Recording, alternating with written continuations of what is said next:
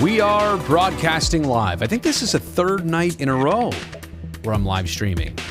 Anyway, actually working tonight, doing a hockey game, and unfortunate results. A decent effort, and that's why I'm a little conflicted. So usually you lose, and a 3-0 score gets you frustrated. This one, there were encouraging signs. There just definitely was not the result that the Sharks wanted, and so ends their 3-game win streak. Let's start the live stream. What do you say? Broadcasting live and worldwide. Here's Brody Brazil. Hey-o! Oh. Now I get to talk. See, that's when the music fades down. I made that on purpose, and I forgot to follow my own rules. Welcome to Sharks Night Shift, where the season series between Team Teal and the Blue Shirts goes down like this. 2 games, 2 San Jose losses, no Sharks goals in 120 minutes against the Rangers. Back on December 3rd in Manhattan, Shesterkin, you remember he came out of that game injured after 2 periods. But anyway, the Sharks put 28 shots on net in that game, couldn't find the back. Tonight, 37 shots on goal, none scored, including 2 crossbars, one by Timo Meier, one by Tomas Hertl. Congratulations to Timo, by the way, today named to the 2022 NHL All-Star Game, which I guess we're going to go forward with. You've seen the video here on my channel, just, hypothesizing what's the benefit of having that game, holding it, getting everybody together, and maybe not even necessarily from a health and safety standpoint, but just the amount of backlogged games in this league right now. There's 104 postponed games to be made up. And if you complicate the issue with more positive cases, more players unavailable, you're only just, again, I think, risking things versus the reward of maybe, hey, name a team. You don't have to play the game, but keep your league and keep your games going like they're planning to do during the Olympic break. Anyway, I digress. Tonight, certainly disappointing to allow a first goal in a shorthanded manner. Chris Kreider's 22nd on the season. And for the Sharks now, 6 shorties allowed in 38 games. Usually a full season of 82 games, you'd have 6, 7, or 8 shorties allowed, something like that. I think, the common number is below 10. For a normal season, yeah, you're going to allow 6, 7, 8, 9 shorthanded goals. But to allow 6 already in 38 games, I realized 2 of them came not long ago in 1 game, in 1 period on the last road trip against the Red Wings. But I think that is a trend. And I will also say the timing of the power play and the timing of the goal allowed also means something to me. You lose a faceoff, they go the other way. 11 seconds in to the man advantage, you get scored on. So I'm not here to coach anybody up. That's not my job. It's not my forte. But I will say the observation is this, and the Sharks had gotten themselves into something similar several years back. Their power play is actually almost a spot of vulnerability to allow a goal just as much as it is to hopefully get a goal. So I also want to say this too as it relates to the Sharks power play. And I think this is a very understated, not fault, but it's an understated hope for this team, is that they actually draw more penalties in 2022. The Sharks going into the new year were among the league's least penalty drawing teams. In fact, I think they were 30th or 31st out of 32 teams in drawing penalties. They simply do not get on the power play enough, and a reason of that, maybe not dangerous enough, not doing enough with the puck. I'm not going to break that down, but I simply can see it. Tonight, getting on 2 different power plays, allowing a goal in the first one. Their last one at the end, they were down by 2. Clearly, a lot of people are saying pull Hill and pull Hill now, but they couldn't convert late, couldn't make it a 1-goal game. Instead, with nobody in a net, they allow a 3rd goal. So, shorthanded goals, definitely a factor. Now, was that the only goal tonight? No. And you also get the, not fluke, but you get Braden Schneider's first NHL game, first NHL goal. Sometimes those things just happen. And even at that point, that was early third period. That was less than 90 seconds into the third period. A 1-0 game. If you're the Sharks and you think that you're done after 1-0, then you may, you should have not shown up anyway. But that's not the case. A post by Timo, a post by Tomas Hertl. They were right in this thing, and that is the frustration, is that they did enough tonight to at least score, to be competitive in this game, and maybe even to win it. Instead, no goals, and that's twice this year they got shut out by the Blue Shirts. 37 shots on goal tonight, 28 the last time these two teams met. And so ends a 3-game win streak. Right? You ended the road trip, you came home, you started it off the right way, last game, that overtime win against Detroit, and now the win streak is over. But let me also say there is another streak going on which needs to be documented, needs to be mentioned. Adin Hill, that's now 4 games in a row. He has allowed 2 or fewer goals, because tonight, Sharks allowing 3, he wasn't in the net for the final one. That's not on him at all. But 4 straight starts, 4 straight games where the opponent has put up 2 or fewer on him. And I got to say, that is a magic number. That's a secret to success. Not really a secret. I mean, you're playing good defense, and the Sharks, I think, tonight, all things considered, were not terrible without the puck. I thought Drew actually summed it up best on our little post-game revisit. Tonight was a game where the Sharks only made a couple mistakes, but when they did, they almost instantly paid for them. So rough, certainly in a sense that you wanted to keep it going. The Sharks' schedule is about to get just a little bit more difficult, minus maybe the Kings, minus maybe the Kraken. The rest of this month of January, teams like the Caps, the Panthers, Tampa coming in. Tough opponents for the Sharks. Or is that Tampa game on the road and Florida's home? I can't remember. No, Florida's on the road, Tampa's at home. It's a difficult rest of this month for San Jose based on their opponents. And as we knew, as of late, they were kind of on the playoff edge, on the playoff cusp. In fact, do we need a look at the most updated standings? I think we do. We also probably need some elevator music. Stand by.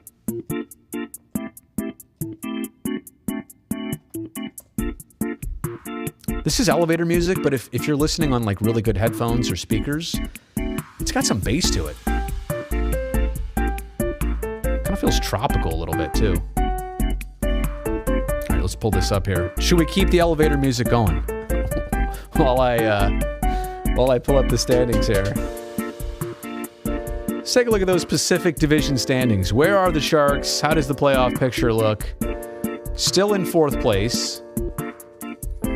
Have played a game less than the Ducks and Golden Knights. Still a handful of points behind them. I mean, LA, I said earlier, did I say LA was an easier opponent? Are they, though? They have more points than the Sharks. 1 fewer win, but... All right, that's enough music. It got louder, I feel like. I have no control over this. Fade this out, please. Get my soundboard out of there. Yeah, you saw my trick. You saw my soundboard. That's how I do stuff.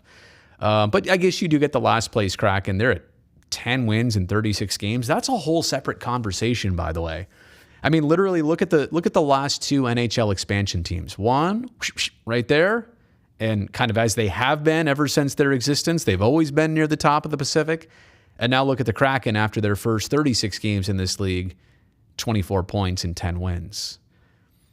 Did these guys not follow this formula? Was Las Vegas's opportunity not pure luck, but did they luck out?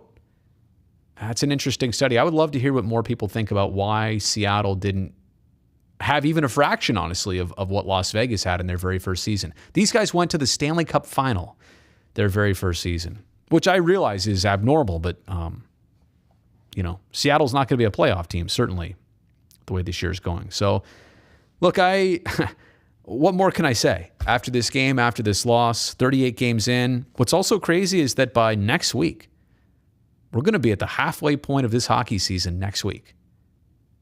Time is flying. This season is flying.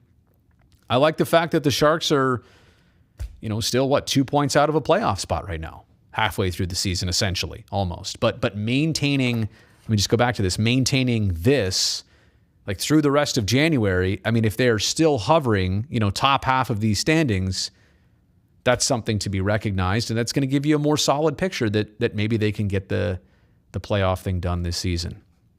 So yeah, I mean, probably a shorter stream for me tonight. We'll do some Q&A. I definitely want to make sure we touch on that. But wait, there are a lot of comments, so why don't we just dive right into that? Christopher says, love having Aiden Jones in net. What is that? Is that an Aiden Hill Martin Jones hybrid? In what way? So many chances that we just couldn't bury tonight. I would agree. Wheezing lungs. That was hard to watch. They definitely need to work on their power play. We are weak on it, it feels like. I don't know if the game was hard to watch, and I thought the whole Timo and Trouba thing, and then Trouba and Jeffrey VL. First off, I like Timo standing up to Trouba, like, I'm going to be a physical player too. And then I like Jeffrey VL on his very next shift and Trouba's next shift saying, I took your number, I took your name, and now I'm ready to deliver your package. So I like that. I like that from Timo, and I like that from VL. Brandon win 3 straight, 3-2 games, all 3-2, yeah, and then got shut out by the Rangers again. Again, embarrassing home loss. I don't think this was embarrassing. I think, probably a few too many mistakes, but then again, not an egregious amount. They just paid for all of them. Did they do enough tonight? Like I said, they probably did enough to score. They definitely did enough to score. They probably did enough to get more than one, and maybe they could have been right in this game. But look, I wouldn't say this one was embarrassing at all. I was actually encouraged by a lot of things in this game, and Aiden Hill was one of them. But I do note what you say, that the stealth jerseys for fans, this is a thing, and it's a conundrum. Fans love the stealth mode jerseys. Fans wear them. They are unique. They're a great take on black jerseys for the Sharks. But it does seem like Thursdays, maybe it's not the black sweater, maybe it's not the stealth mode sweater, maybe it's just the day of the week, Thursday home games, for whatever reason. Just they hit differently. Sharks need a third and fourth line that contributes. I thought early in the game there was some really good fourth line shifts. But look, I think, Bob, a lot of teams are looking for that deep of contributions. Stealth loss. Oh, I see. That's one. Shorthanded goal against. First career goal against. Oh, shutout. Bruce. I hate to say it, but right here, look at, I can hold your, there you go. You summed it up all right here. Like, these are my 4 headlines. The jerseys, okay, that's the fans' take. Could be the Thursday thing, but giving up a shorty, giving up a first career goal, and getting shut out. It's the bad tastes in your mouth. All that, and these things will all rub you the wrong way. But I also think that if you just watch tonight and you look at it, and I don't mean to defend losses. I could easily come on here and say that they didn't look good tonight. They deserved to lose, but I really don't think that was entirely the case. And that's why sports are interesting, quite honestly. Look at this. I actually did like most of how they played, though. Large amount of high danger looks just didn't go their way. See that? I'll tell you what, Bruce, 2 great comments back to back. That is the truth, and that is the truth. Maddie checking in. Don't like getting shut out twice, but it wasn't from a lack of good chances. Just insane goaltending from Igor. Let me do this here. Let me just do this. Let me see. Can I? Igor Shesterkin! Yeah. Anybody like that? I feel like the volume was a little bit lower when I did that. Let me try it one more time. Igor Shesterkin! Brownie and I always used to like saying the name Ben Scrivens. For some reason, we were like, "Hey, shiver me Scrivens." And we also like Igor Shesterkin. It just, I don't know, it's got some flair to it. It's got, I don't know, it doesn't roll off the tongue, but it's got something to it. Igor Shesterkin. He's had the Sharks number this year. What more can you say? Sharks play was discombobulated. They must improve defensive end exits, need much more hitting and net battles like Meyer and Trouba. 2 practices per day time. I don't know. I also think, and I'm not saying these guys are tired. I'm not saying the team's hit a wall. I actually think this is the point in the season where you get more out of home rest days than you do anything else. Oh, Brutus. Oh, not Mr. Pig. Jeez. Zach, the Zach man checking in. Sharks power play is trash. Come on, Zachary. When do the Leafs come in? When are we going to see the Leafs again? Randy also on the black jersey thing. They're the stealth mode jerseys. I like the black jerseys are the last version or the ones prior to that. These are the stealth mode. They are black, but I want to be even more specific. Caker girl has a real crush on Timo. Well, that's been established. Nope. I love the stealth. It's just a coincidence. Zach, you said it. You already said it. Brody, just say it. Well, you said it. No, I think there's 2 aspects here. Getting on the power play is one issue. Becoming dangerous on it is another this season. I mean, honestly, the Sharks are 2 points out of a playoff spot almost halfway through the season, and I don't know that their power play this year, other than remember their first dozen times on the power play this year? They were 5 for 12 to start off this year. That's literally the only damage they've done on any consistent basis this year on the power play. So, imagine if you were to get on it just a little bit more and you were to execute on it more in the second half. And I'm telling you, my New Year's resolution for the Sharks was get on the power play more. Draw more penalties. And that alone is going to jumpstart your game in a multitude of ways. Because if you're playing the right way, drawing those penalties, that's a sign right there. Like you're doing the things to, get penalties called on the opponents. They're tripping you, they're hooking you, they're slowing you down, whatever. But then you're also going to get those 2 minutes to, if not score, at least try and dictate your play and a different pace in the game. So, again, I'm looking for this team to just simply draw more penalties. I think that in itself is going to go a long way. Aiden Jones. What's up with the name mashup here? I mean, here's another one from Moonglow. Love the stealth too. They look good in them. They just suck playing in them. So I mean, and let's also be realistic. There's no reason that that's a legitimate thing. I think we all know that. Or are we stitious or are we all superstitious here? What is it? How bad is Reimer hurt? From my understanding, I think we could see him Saturday, if not Monday. And it kind of gives you the hint that Sawchenko's probably not going to get that first NHL start, right? Came in the Pittsburgh game, but probably is not going to, if Hill, and Hill's playing well. I don't think you want to take that away. I just don't think right now that you'd like to give Sawchenko a chance, but not at the cost of taking Hill out of the groove that he's been in. 2 or fewer game again. And I agree, Matty, Saturday will be interesting considering that, Pittsburgh just hammered the Sharks not long ago, but also lost to the Kings. And as you point out, the Sharks just got shut out. What is this league, right? Sharks got blown out by Pittsburgh. Pittsburgh just got spanked by the Kings. We're going back to the NHL that I can't, it's not unpredictable. Launch the stealth sweaters into space. See, I mentioned this on TV because I knew when I talked to you guys later on here, you guys and gals, that this would be the sentiment. Reimer was a healthy scratch. No, he was on the IR, and I think it was retroactive, and I think should know these things. Pretty sure that it's going to be Saturday or Monday that we'll see him back. At least that was kind of the indication. Lost twice and shootout twice against the Rangers. Well, It's time to turn the page and focus the rivalry. LA Kings are the next game. And you know what, Matthew? It's actually, I would say, kind of refreshing, but for all those years, right? All the 2010s, Sharks, Kings, and Ducks. They were heavy teams. They were always the top three in the Pacific Division. And then in the late half or the late years of last decade, the 2010s, Las Vegas emerged.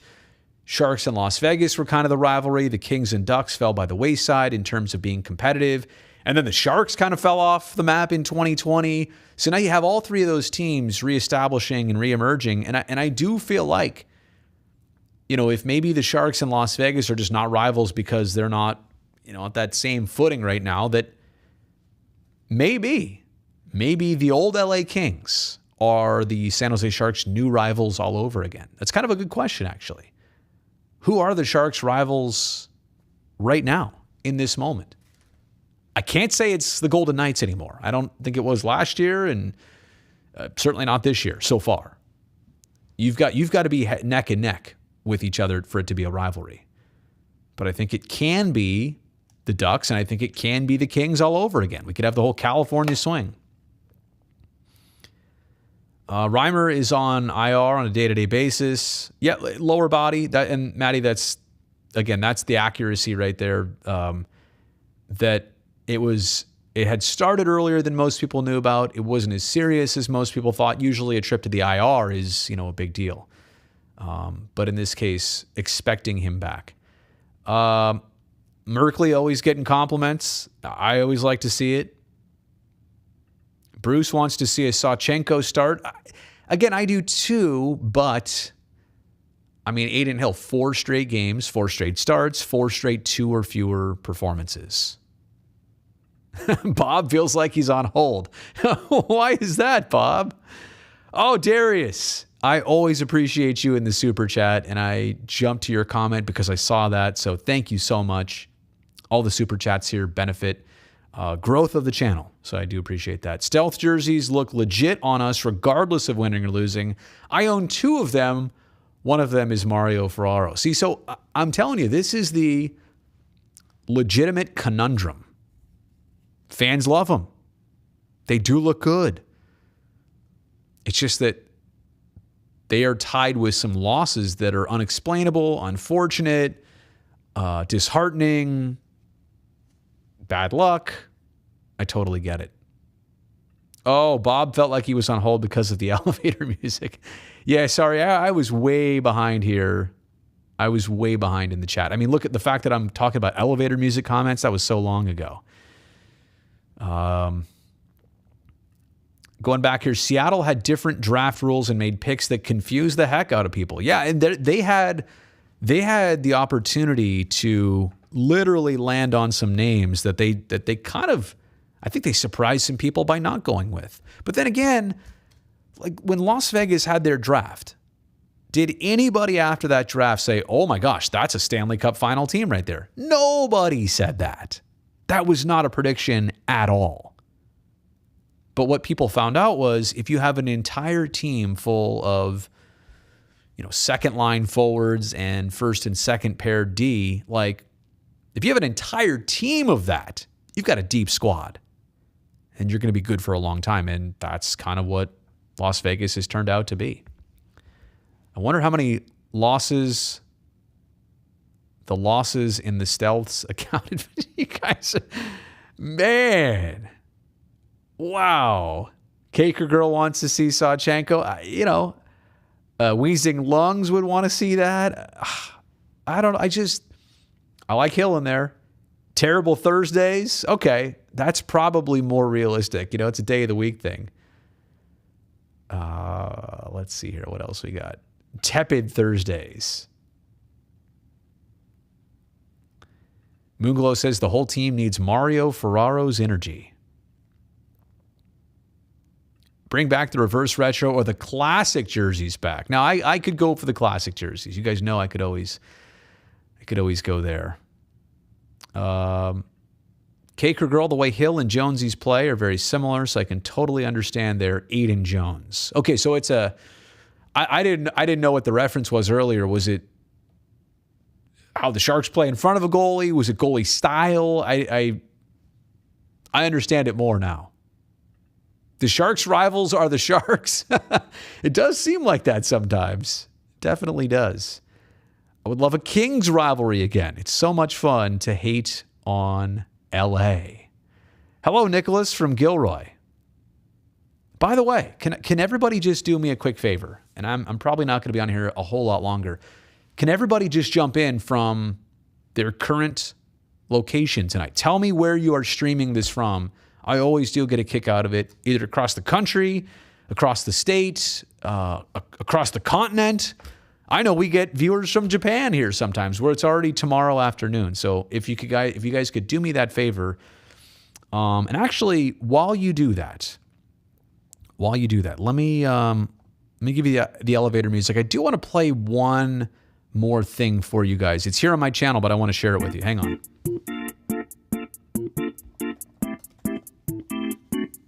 Oh, hang on there.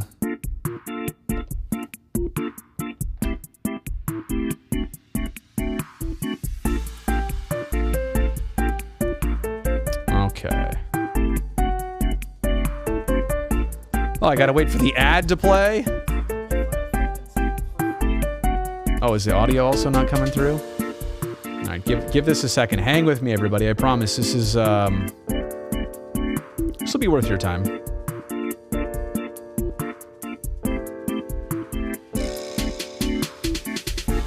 This is taking way too long for me, though. Like, you're hearing way too much elevator music. Okay. All right, I'm gonna put that on A. Okay, good. I can hear that now. Get the TurboTax app now. I need to play this advertisement real fast. All right. You mentioned it, Brownie, is the fact that they are battling This for is Drew. each other. I think that's the biggest change we've seen from last year to this year, is this team loves playing with each other. They love what the chemistry that they've got. And we're talking about this. We're talking about how the team this year has maybe shown, this is pregame, has shown a little bit more fight, togetherness. A couple of these one-goal losses recently, or wins, sorry, have shown character. So we're talking about, a team that is coming together this year more than coming apart. Let me just rewind Drew here so you can listen to that. You can watch this. And then I want you to watch what Randy said here. From last year to this year is this team loves playing with each other. They love what the chemistry that they've got, and they go to work for each other. They don't want to let their teammate down, their line mate down. And I think that's why in those close games, they're able to come out on top. And if I can just say one thing here, let's be honest. Evander Kane is gone from this organization. He was still around until Saturday morning. He was with the Barracuda and in the building and still part of what was going on. I know the Sharks players put that behind him, and he hasn't been on their minds all year, but he was still part of this. And when he was waived for termination on Saturday, he was gone. And what the team has done in those 2 games since Saturday morning has been absolutely phenomenal, and I don't think it's a coincidence. Yeah, I know. Wow. That, honestly, and I think that sentiment was on a lot of people's minds, that maybe that had been looming over the team over the course of the season. Maybe not on the forefront, but somewhere in the back of everybody's minds. And again, I think that is a worthy point. That video, if you want to just see that again, it's here on my channel, so check it out. But again, just something I wanted to share. I don't really even want or need to add a lot to it. I think Randy was straight to the point there. So, okay. So oh my goodness, look how many locations here. I absolutely love this. So let's dive right in. We got Gilroy, roll call, Gig Harbor, Washington, Rancho Cucamonga, Las Vegas, Nevada, home of the Golden Knights and never home of the Oakland A's. Sorry about that. Lithuania. Oh my gosh. I hope you're serious about that, because I love the fact that it's way into tomorrow. It's tomorrow morning in Lithuania. So Seaford, Delaware. It's super late, Wheezing Lungs. It's like 2:06 in the morning. Hello from your home, the undisclosed location of Caker Girl. Alex is in Sacramento, South City in the house. I know you're talking about South San Francisco. Napa for Sweaty. Have a nice cab. Maybe wash it down, with some charcuterie. San Mateo is the home of Alden. Sunnyvale for Randy. Edgewood, Washington. That sounds nice. Oh, always streaming from Japan. Andrew, I always appreciate you. Like, seriously, that always makes my night. Lawrenceville, Georgia. Neighbor in Oregon. And just to think, we're spanning the continent tonight. Well, we're spanning the globe, but Georgia and Oregon. I mean, that's literally as far one way and as kind of as far as you can go the other way. East Bay, usually in San Francisco. Oh, Maddie, tonight, by the way, I am coming to you from the NBC Sports World Headquarters in San Francisco. I'm in a conference room upstairs. Nobody's downstairs anymore. Everybody's already gone home by this point. Caker Girls in San Jose. Xanafied in Ontario, not California. Ontario, Canada. Jacksonville, Florida. San Jose. Oh, occasionally Kuala Lumpur, Malaysia. Wow, that's cool. Hello from your basement. Charlottetown, PEI, 3,000 miles away on the East Coast. You have 2 stealth jerseys, the original and the second version. Oh, you wear them for pickup hockey. So hopefully you score goals with them. South City, somebody's in the attic. Yo, TurboTax. Oh, the ad for TurboTax. Yeah, that's what was playing there. I was going to say, how do you know I use TurboTax? Used to live in Cupertino.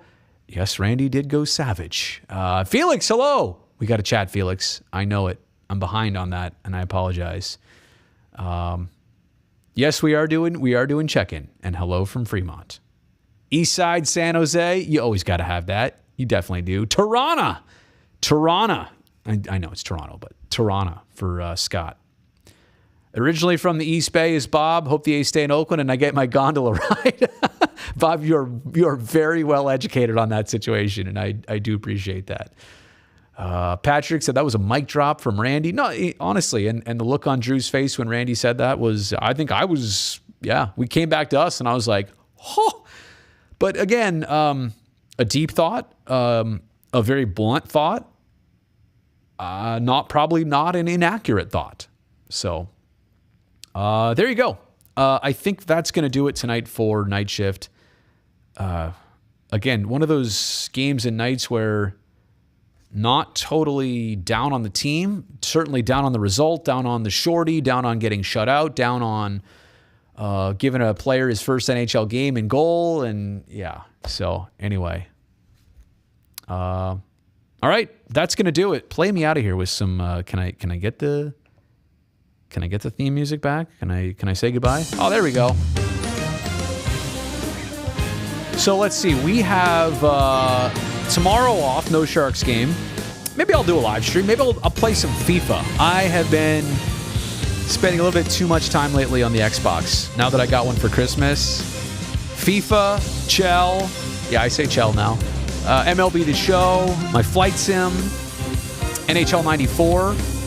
Those are all the games. Let me know if I should, put in the comment section below, by the way. And also, since you're here, thumbs up on the video if you would. That would help me out. And subscribe to the channel. If you're watching and not commenting, subscribe and hit the bell button so you know when I do more of these. But anyway, I will definitely see you on Saturday for Night Shift, Sharks and Penguins. And Monday, we'll be doing the early version after the afternoon affair at the tank. Okay, everybody, be safe. Thanks for watching. Have a great rest of your Thursday night. See ya.